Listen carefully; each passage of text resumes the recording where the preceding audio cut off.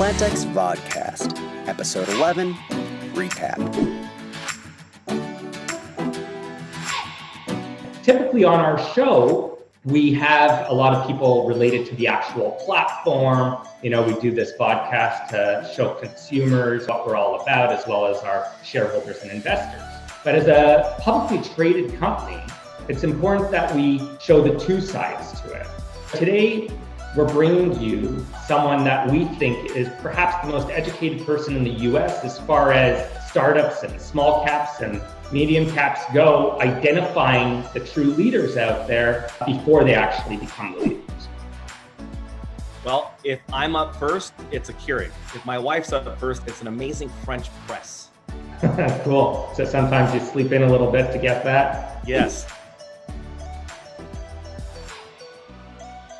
I've always been fascinated with entrepreneurship and investing, and started buying real estate right at 18 years old, and eventually a blog in 2009 that morphed into a newsletter business, and eventually started investing in microcap companies in 2012, 2011 timeframe. Of course, had to learn a lot of hard lessons and went through that phase. But now I run two different companies. One is a publishing company. One is also an investment company where basically more of like a family office style. And we're very focused on finding exceptional companies that we can partner with and help build their shareholder base through the marketing company, but also give them consultation and basically make sure they have everything they need.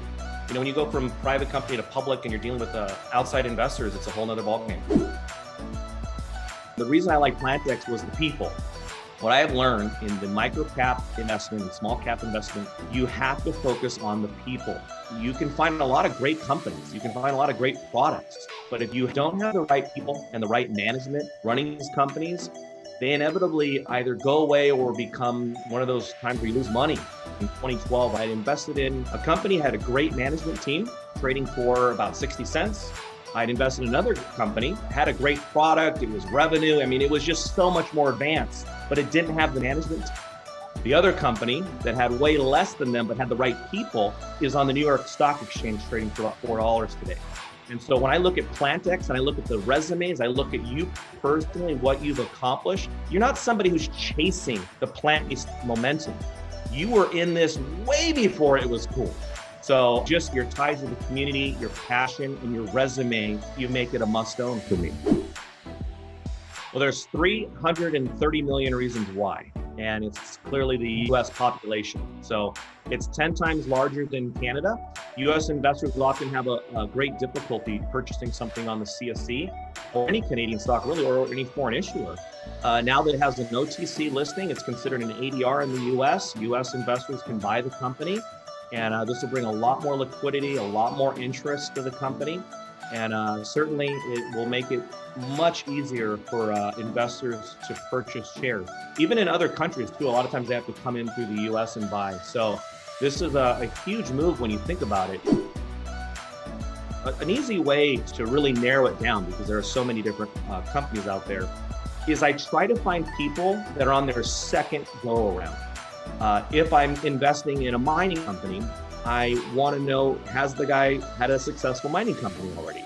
And if he has, that immediately shrinks that list.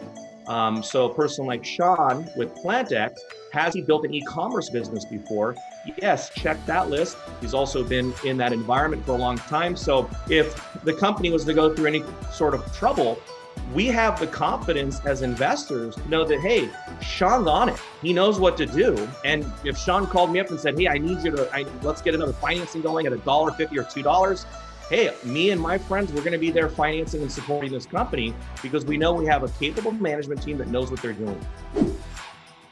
I just see the excitement. I've been part of many different industries in my e-commerce life of over 20 years.